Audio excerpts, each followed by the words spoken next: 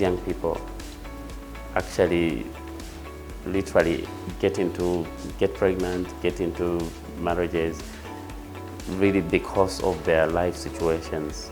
So basically, most of these young people actually still live in poverty, particularly in rural areas. That actually is a big issue. They don't have much information or access to information on sexual and reproductive health issues is actually very limited, but also the services themselves.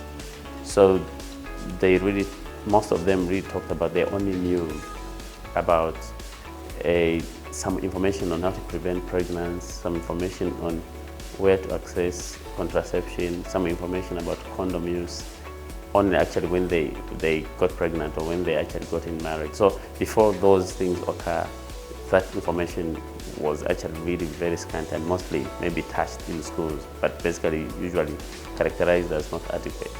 Yet we found that arranged marriages continued to be the norm. All the girls that we met actually talked about having just met their spouses the night or the day before they got married.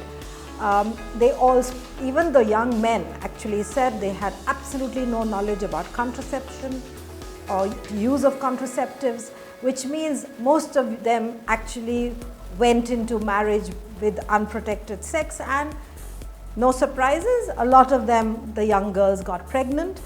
In the study, we found that decision-making powers still remained with the elders in the family and the husband after that, in that order, which meant that actually even young couples between themselves couldn't decide on, say, maybe if they didn't want a particular child, the mother-in-law or the mother would come in and say, no, you must have the child, this is a gift from God.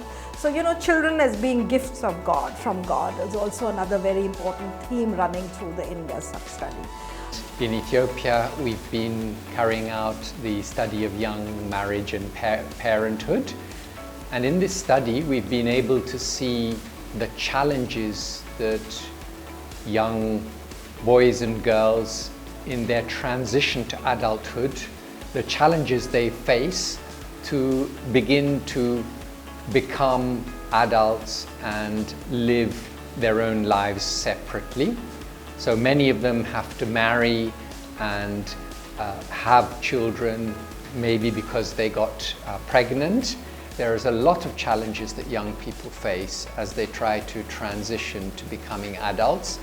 And we want to make use of this information to be able to assist the Ethiopian government, the various ministries, the Ministry of Education, the Ministry of Health, the Ministry of Labour and Social Affairs, and the development partners such as UNICEF and UNFPA to design and improve policies that enable young people to transition better into adulthood and to face less risks. En el caso del Perú, una de las cosas más relevantes que hemos encontrado es que tenemos alrededor de un grupo menor de chicas que empiezan la convivencia a partir de los 14 años, 13 años. Los resultados principales lo que están señalando es que las niñas o las adolescentes inician la convivencia temprana por querer salir de la situación en la que se encuentran en sus familias, que normalmente es una situación de opresión o de violencia